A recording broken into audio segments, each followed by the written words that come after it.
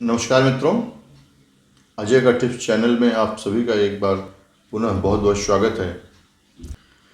आज हम बात करने वाले हैं 5 ऐसे प्राणायाम का जिनका एक पैकेज है। ये 5 प्राणायाम का पैकेज अगर हम प्रतिदिन करते हैं, अपने जीवन शैली में उतार लेते हैं, इसको अपने जीवन का एक अंग बना लेते हैं, भाग बना लेते हैं, तो बहुत ही प्रभावशाली यह 5 प्राणायाम है जिनका एक पैकेज प्रतिदिन हम सुबह अगर करते हैं तो हमारे लिए बहुत ही लाभदायक होगा।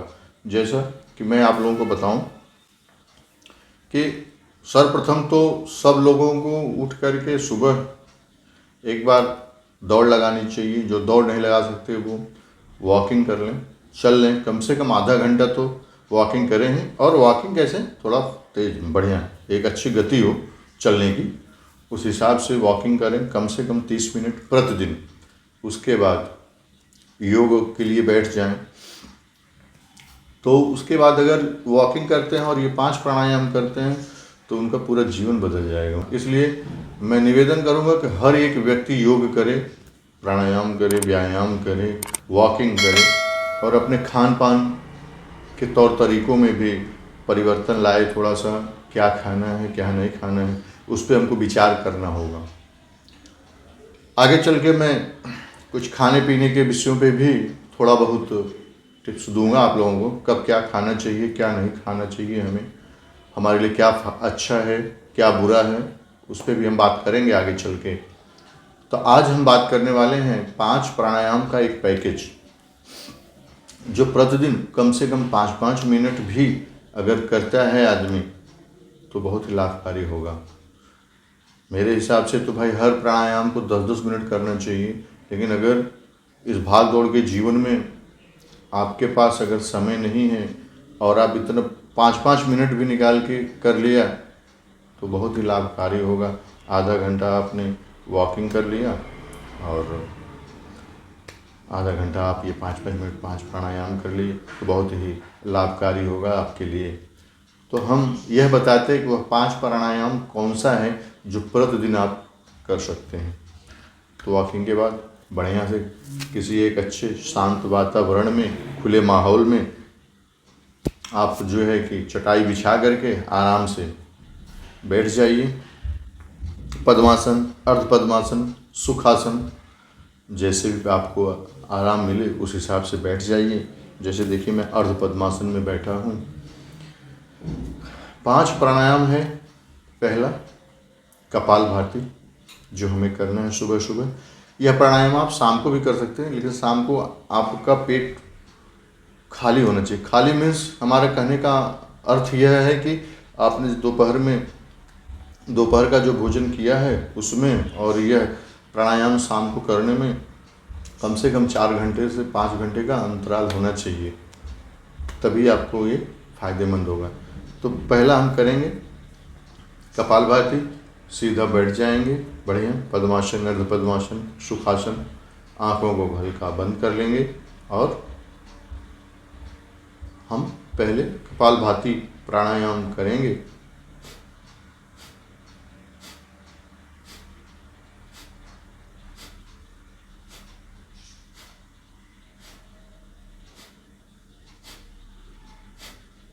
कपालभाति में आपको ध्यान रखना है कि आपको 1 सेकंड में एक बार इस तरह से करना है। जब आप ध्यान को केंद्रित करेंगे, सांसों पे ध्यान को केंद्रित करेंगे, तो आप इस तरह से 1 सेकंड में एक बार, बहुत तेज नहीं करना है इसको, आराम से।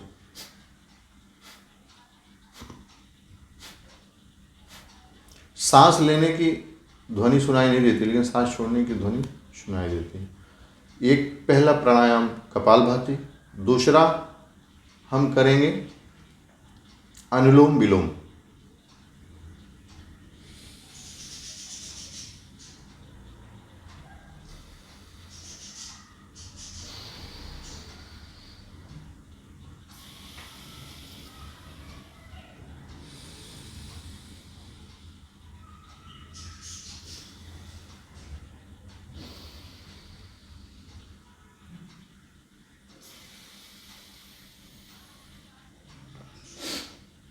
यह करना है जैसा कि पहले भी वीडियो में मैंने बताया है आप लोगों को, हम शुरू करेंगे, दाहिना नाक बंद करेंगे,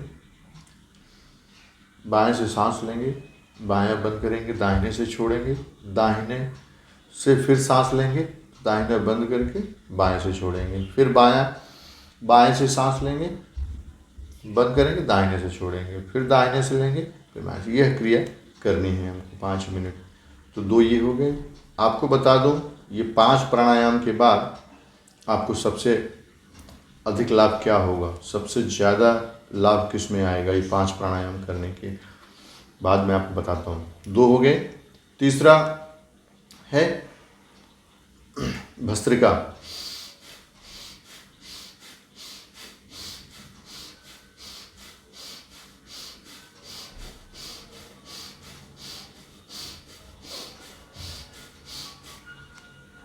तीसरा ये भस्त्रिका मैंने पहले भी बताया था कि जो हृदय रोगी हों, जिनको हाई ब्लड प्रेशर हो, उच्च रक्तचाप हो, उनको आराम से करना।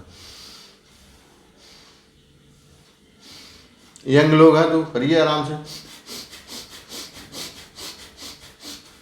मस्त, इससे फेफड़े खुल जाएंगे एकदम, पूरा आपको फेफड़ों में ताकत आ जाएगी करते करते अभ्यास। बट यह आपको अभ्यास निरंतर करते रहना पड़ेगा। निरंतर अभ्यास आप करते रहिए, फिर देखिए आपको फेफड़ों में क्या मजबूती मिलती है आपको। 3 हो गए।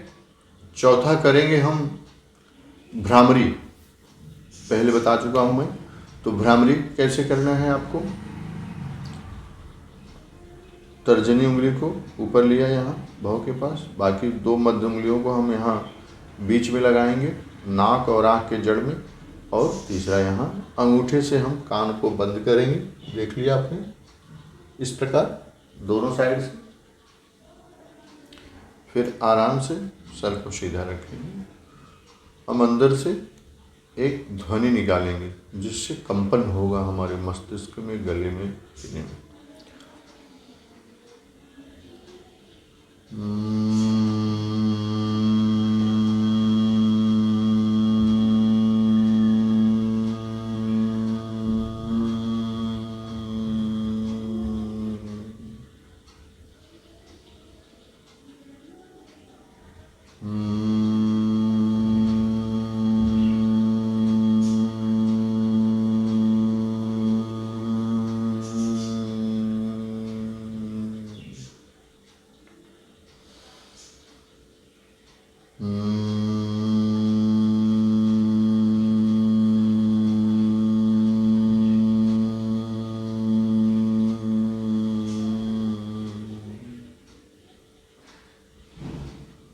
भ्रामरी प्राणायाम यह हो गया। भ्रामरी प्राणायाम के बाद करेंगे उद्गित प्राणायाम। भ्रामरी प्राणायाम के फायदे भी मैंने बताया है आप लोगों को। इसके वाइब्रेशन से मन मस्तिष्क को एकदम शांति मिलती है। वाइब्रेशन से हीलिंग होता है, इससे हीलिंग भी होती है, पता है। तो काफ़ी अच्छा प्राणायाम है यह भ्रामरी। मन मस्तिष्क मेमोरी पावर बढ़ जाएगा आपका ये सब प्राणायामों के करने से। 5वां प्राणायाम उद्गित प्राणायाम करेंगे हम, जिसमें हम ओम मंत्र का जाप करते हैं, करते हुए एक ध्वनि निकालते हैं आराम से, जिस अवस्था में आप बैठे हैं। अगर आप लोगों को ऐसा लगता है कि आप 5-5 मिनट ये प्राणायाम कर रहे हैं, 10-10 मिनट ये प्राणायाम कर रहे हैं, तो बैठे बैठे ऐसे पैरों में थोड़ा सा अकड़न जैसे आ जाएगी आप बैठने पर, तो थोड़ा देर आप पैर को खोल लीजिए, कुछ एक्सरसाइज कर लीजिए, हिला लीजिए पैरों को खोल करके, फिर आप आराम से बैठ जाइए। हमें तो क्या आदत हो गई, तो हम काफ़ी देर तक इस तरह से बैठ सकते हैं। मैं प्रतिदिन बहुत योग करता हूँ, प्राणायाम करता हूँ, बहुत सारे आसन करता हूँ, तो मुझे तो अब आदत हो गई है इस तरह से सब कुछ बैठने के लिए। मैं काफ़ी देर तक बैठ सकता हूँ। तो हम शुरू करते हैं आगे। 5वां प्राणायाम के विषय में बात करते हैं, उद्गित प्राणायाम, जिसमें ओम मंत्र का हम जाप करेंगे। वह ध्वनि निकालते हुए हम इस प्राणायाम को करेंगे। आप अपने इष्ट भगवान जिसको भी आप मानते हैं उसका ध्यान कर लीजिए, एकदम ध्यान को वहीं पे केंद्रित कर लीजिए। ओम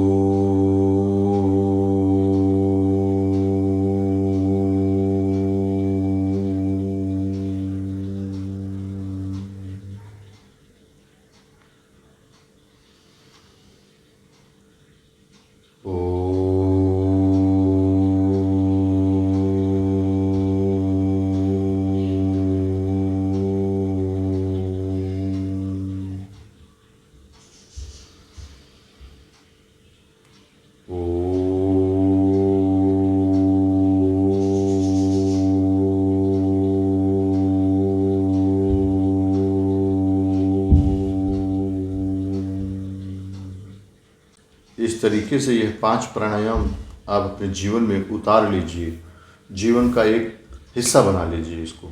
तो सुबह सबको प्रतिदिन योग करना है, प्राणायाम करना है। ओम मंत्र के साथ जो यह प्राणायाम किया जाता है, उद्गीत प्राणायाम, इसका अद्भुत लाभ प्राप्त होता है। चेहरे पे एक कंपन होता है, यहाँ पे मस्तिष्क में एक कंपन होता है, सीने में, छाती में एक कंपन होता है। हृदय रोगियों के लिए तो बहुत ही, आप वह कह सकते हैं कि रामबाण है ये उनके लिए। अगर प्रतिदिन किसी को हृदय की तकलीफ हो, आधा आधा घंटा करे, तो इसके बहुत ही अप्रतिबिंब एकदम रिजल्ट देख सकता है, इसके लाभ को प्राप्त कर सकता है। किस तरीके का यह लाभ होता है, वह हृदय रोगी अच्छा हो जाएगा।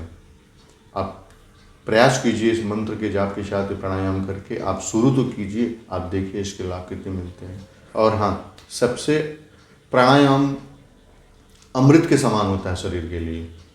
यह 5 प्राणायाम अगर आप करते हैं ना, तो 45 की उम्र में 25 का दिखेंगे आप, इतना मान लीजिए। चेहरे पे झुर्रियाँ नहीं आएंगी प्राणायाम, इस 5 प्राणायाम को करने से आप एकदम हमेशा यंग और जवान दिखेंगे। प्राणायाम कर रहे हैं, अभी जिनके बाल पके नहीं हो वो शुरू से करें, उनके बाल पकेंगे नहीं, बाल झड़ेंगे नहीं। और यह 5 प्राणायाम किसी भी अवस्था के लोग कर सकते हैं, कोई भी स्त्री हो, पुरुष हो, आराम से किसी भी अवस्था का हो, 20 साल का हो, 15 साल का हो, 45 साल का हो, 30 साल का हो, 65-70, आराम से इस प्राणायाम को कर सकता है। तो आप लोग भी ये 5 प्राणायाम को कीजिए और इसका लाभ उठाइए। मैं आप सभी लोगों से निवेदन करूँगा कि योग जरूर कीजिए। किसी का कोई प्रश्न हो तो वह मुझसे पूछ सकता है कमेंट बॉक्स में जाके। डिस्क्रिप्शन बॉक्स में मेरा फ़ोन नंबर भी रहता है, वहाँ से जाके आप मुझे फ़ोन करके भी पूछ सकते हैं। यथोचित जवाब देने का मैं प्रयास करूँगा। वीडियो अच्छा लगे तो आगे भी शेयर कीजिएगा, सब्सक्राइब, लाइक, शेयर ज़रूर कीजिए। घंटी वाला बटन दबाइए जिससे आने वाले वीडियो का नोटिफिकेशन आपको मिलता रहे। धन्यवाद।